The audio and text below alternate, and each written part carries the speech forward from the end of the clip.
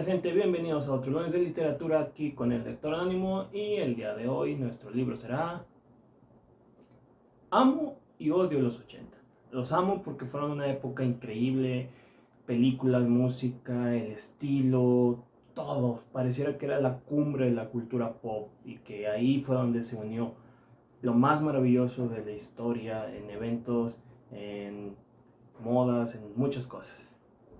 Y la odio por cómo se ha sobreexplotado demasiado, cómo se ha, no sé si decir romantizado, pero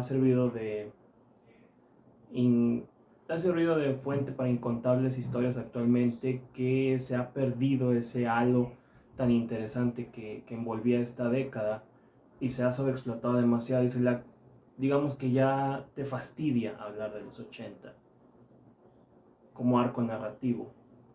No podemos negar que que ha habido una explotación de la nostalgia muy grande, y creo que uno de los libros que más se adelantó a eso, sin duda alguna, fue Ready Player One de Ernest Cline, una novela que nos muestra un futuro distópico donde la sociedad ahora vive de cierta manera a través de un videojuego, o mejor dicho, un simulador, una especie de realidad virtual o una dimensión alternativa donde ahí es donde se trabaja, ahí es donde se va a la escuela, ahí es donde se vive ahora.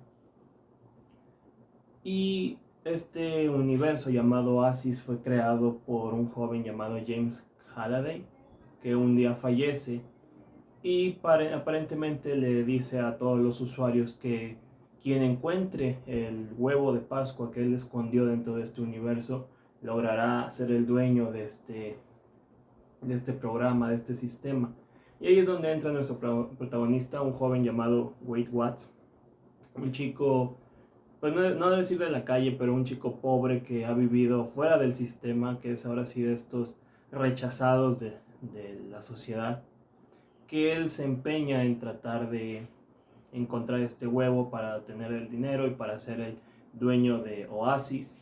Mientras que por otro lado hay otro equipo malvado, una extraña corporación que quiere hacerse con este huevo de Pascua para ellos absorber este programa y poder cobrarlo y hacerlo más, pues hacerse más ricos con él. Entonces aquí empieza, esa es básicamente la premisa de nuestra historia, ese es el arco en el que se mueve. Y Oasis es un universo que está lleno de referencias a la cultura pop ochentera principalmente. Es un mundo donde tú como usuario te puedes comprar skins, que son estas apariencias de personajes, como, bueno, aquí nos dan a entender que puedes ir de Robocop, de Volver al Futuro, que hay ciertos artículos e ítems que también puedes ir consiguiendo en este videojuego, que hacen mucha referencia a los 80. Y lo que debería haber sido una gran historia, realmente queda muy decepcionante. Creo que es de los libros que más me ha decepcionado. Yo lo conocía allá como por el 2012, que es cuando se publica, que empezó a hacer mucho buzz, sobre todo porque antes de publicar ya se estaba hablando de la película. Ernest Cline es un joven que vivió los 80, que creció en esta década, que creció con todo este contenido y lo quiso plasmar aquí en un homenaje no solo a todo lo que creció, sino a los autores. Y por autores me refiero a todos los artistas que hubo en esa época. La historia pues no deja de ser una reinterpretación del cine de Spielberg, por eso el mismo de Spielberg dirigió la película.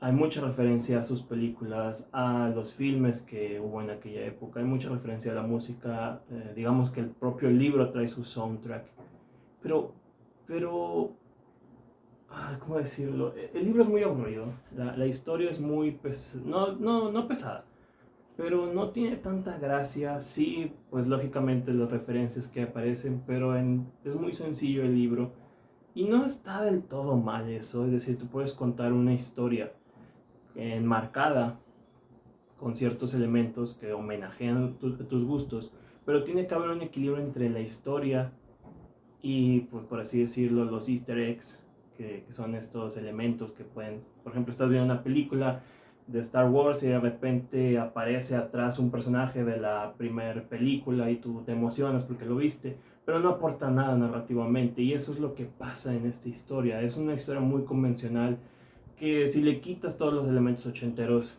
te deja con nada. esta historia se pudo haber contado igual o incluso hasta mejor sin ellas. A veces sientes que estorban porque el escritor quiso como decirte, date cuenta que estas eran las películas de los 80, estas eran las canciones de los 80, esto era lo que vivíamos en los 80. Y se siente como cuando alguien te cuenta que su época fue mejor, todo esto cargado de nostalgia. Y pues el libro, sí, les digo, me decepcionó mucho. Creo que como aventura es muy pesada. Se supone que nuestro protagonista, para empezar, nuestro protagonista es muy antipático. Es de esas pocas veces que el protagonista no me agrada y es como que ya, que se acabe. Y a veces eso puede pasar, pero el resto de personajes es un poco más amigable, un poco más interesante y eso es lo que salva una historia. Y aquí no, porque literal, el libro está narrado en primera persona y siempre estamos acompañados de él. Si bien aparecen algunos personajes como sus amigos, conviven muy poco con ellos, entonces no hay una interacción real con, con algo que te pudiera hacer pues, más amena la lectura. En el libro sucede, tiene que haber 3 pruebas para lograr encontrar el huevo de Pascua, como 3, digamos, obstáculos o 3 pruebas que son muy pesadas. Literal, el autor se toma muy en serio que sea libro, es decir, en un libro tú puedes narrar horas y horas y horas una escena o un suceso, una secuencia, puedes usar 3 capítulos para algo y eso se vuelve muy pesado, eso se vuelve muy desesperante incluso.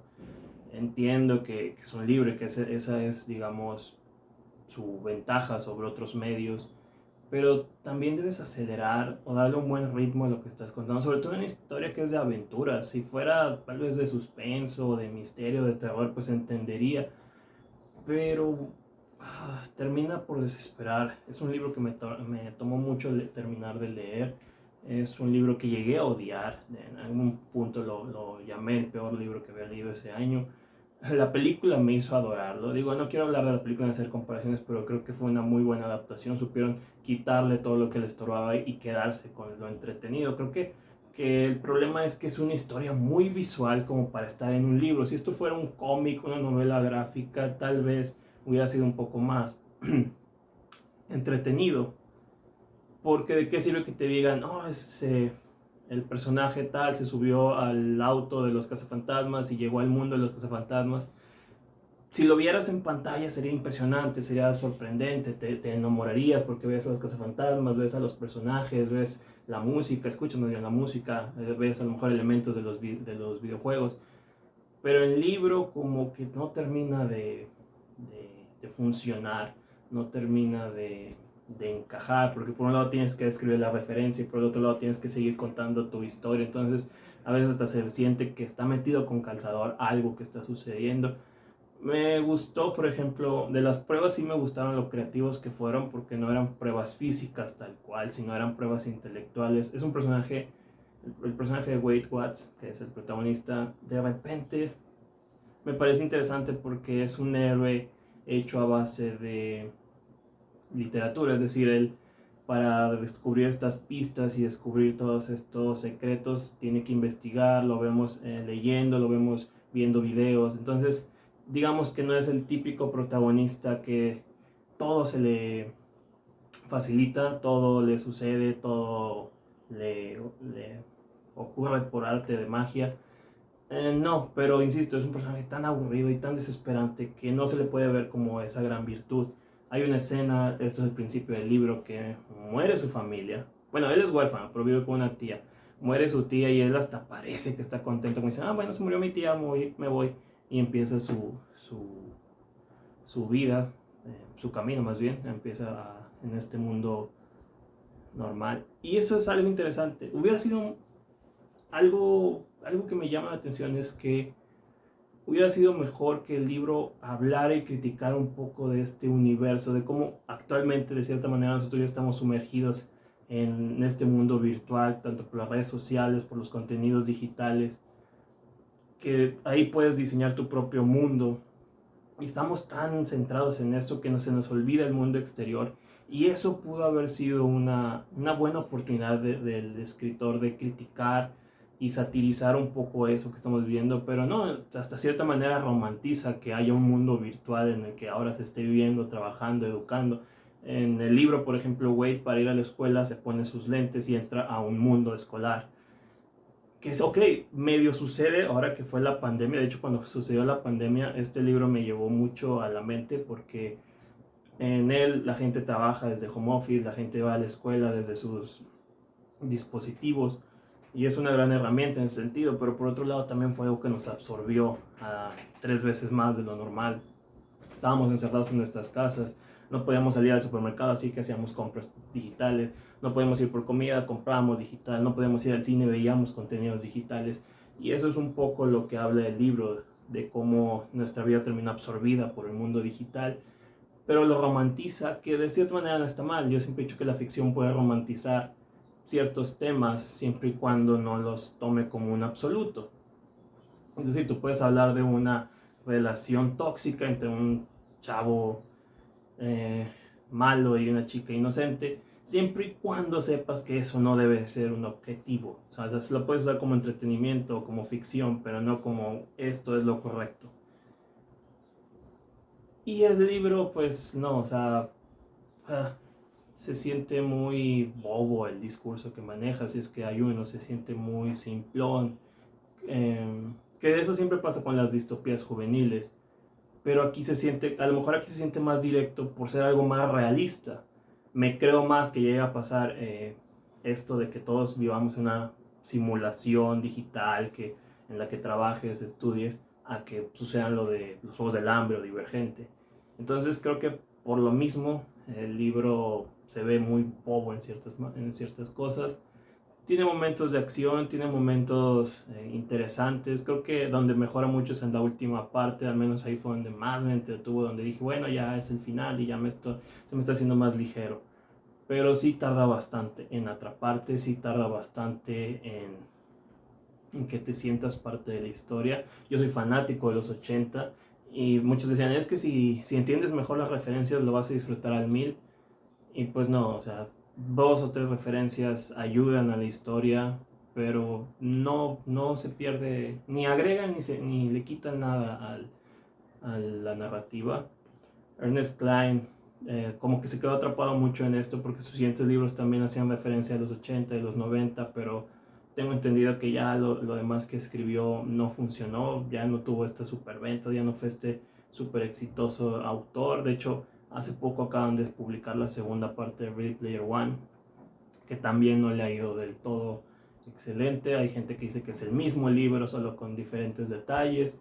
Eh, Se me hizo raro que tuviera una secuela, sobre todo porque el libro es muy autoconclusivo, el libro quedó como muy bien cerrado, pese a todos los defectos como para que hubiera una continuación, pero pues me imagino que esto es más por la popularidad que tuvo tanto la película como pues la carrera del autor por este libro. No lo he leído, no sé si lo vaya a leer, no me llama la atención. Y bueno, pues ahí se los dejo. Es un libro que tal vez como curiosidad, hay gente que lo ama, yo creo que estoy del lado de los que lo odian.